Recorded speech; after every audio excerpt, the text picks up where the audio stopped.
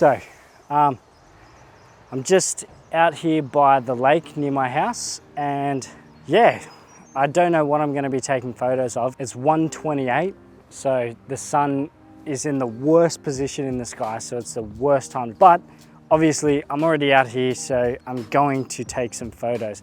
This was actually shot the day after what you've just seen, because yesterday I shot that intro sequence and then it started pissing down rain. So I was super upset about that. But we're out here today and it's a beautiful day. So let's take some photos. I've only got the one camera, so it's not going to be a sort of POV type of thing. So I'll probably just show you the shot that I'm going to take and then we'll go from there. Yeah, let's get to it.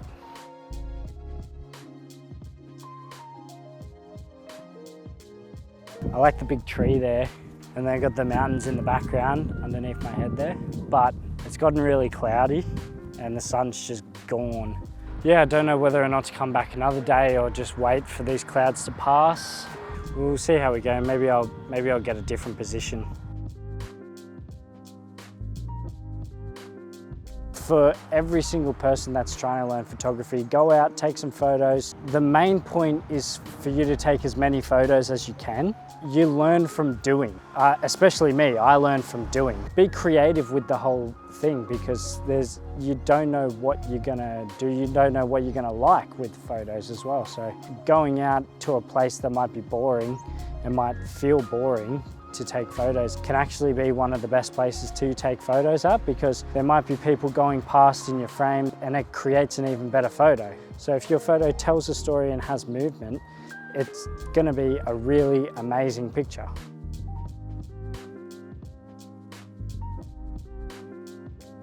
If I didn't come out today, I wouldn't have taken some of these photos that I got that I'm actually really happy with. So I've only been out here an hour and taking the time just to come out and take some photos, especially now in lockdown. Like, this might be a great time to pick up a new hobby of photography and get out there and start shooting and have a go with it and experiment with new hobbies and things that you wouldn't normally do. Now we'll head back to the studio and I'll show you how I edit these photos.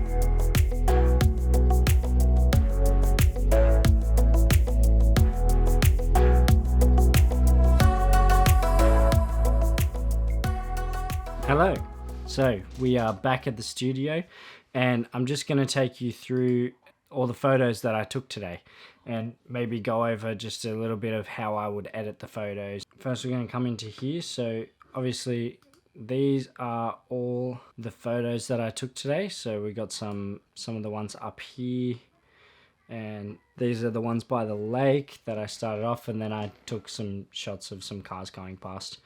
Not too bothered about those because they're not very good.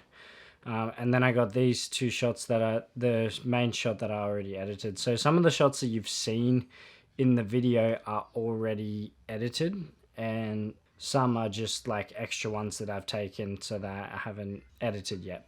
First, what I might do is I might go over just a little bit about this photo here. So this is edited with one of my presets, which I might get into a little bit later. So this is the after the Photoshop version, and this is the before version. And then I'll just go over the settings that I did for this. In the basic color correction, I would just, do my white balance. So I click on this little eyedropper here, and then I would click on the clouds or the sky, the whitest part of the image, and then that would make it. But then I tilt my white balance towards the warmth a little bit more.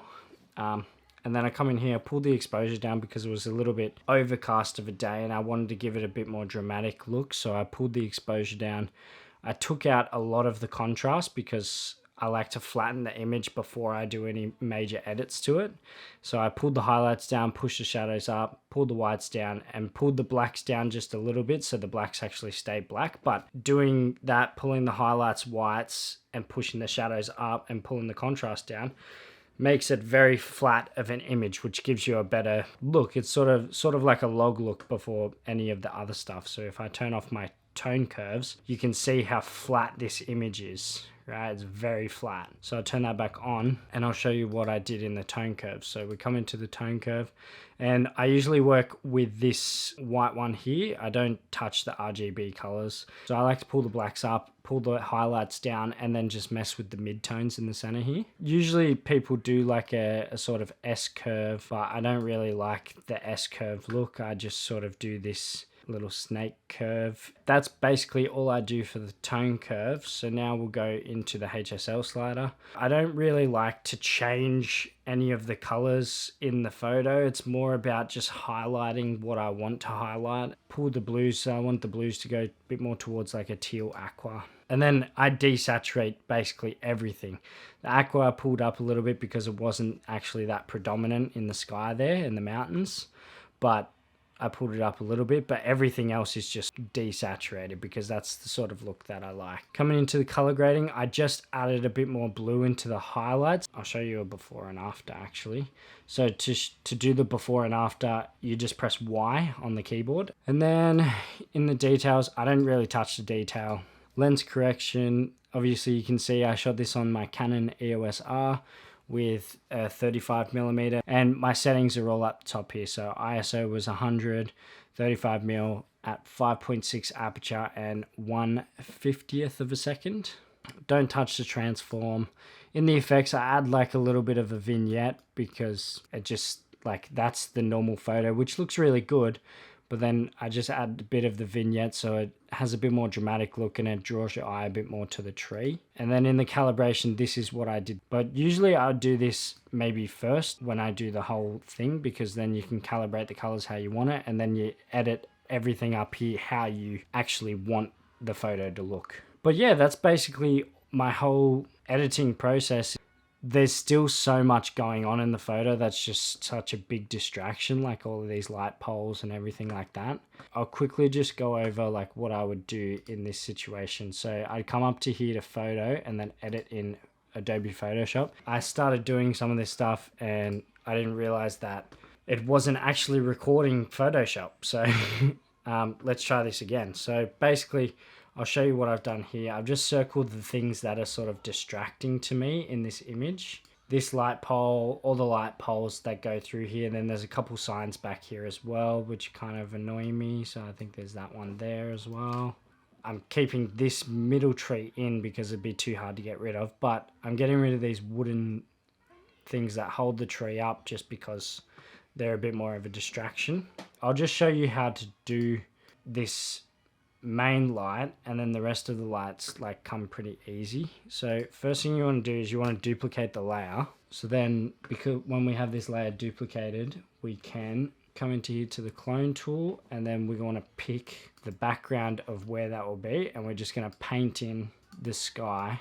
So you just do a little bit and then pick again, and then you just keep doing that until you make it to the end. But what I like to do is grab this and just move this in front like that. And then I might go just downwards like this. And then because we've got this power line here, I know it's like a minor thing and you wouldn't see it, but I'll grab a part of the power line and I'll put that in there just so it isn't so recognizable. If you're painting right next to it, it pretty much just paints in this part that's next to it and it fills it in relatively good. Like you don't even have to really worry. And zoom back out and see it's like it wasn't even there. You just keep going through that, and then you until you get all of the stuff out that you don't want in there. Then you click file and then save. I'm not going to do it because I don't want to repeat a repeated photo, but you click file then save, and then when it saves you can literally just close Photoshop and it'll appear here.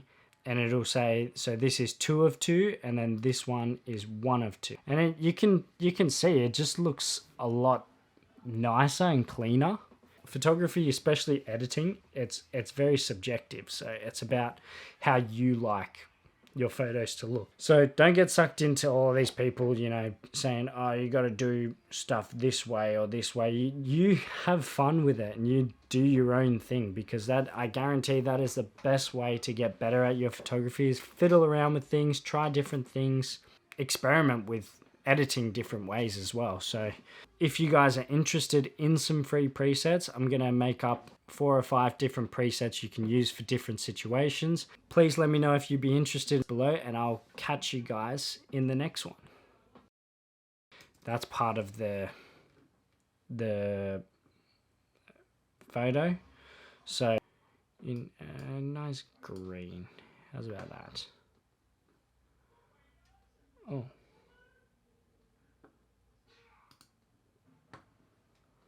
Okay.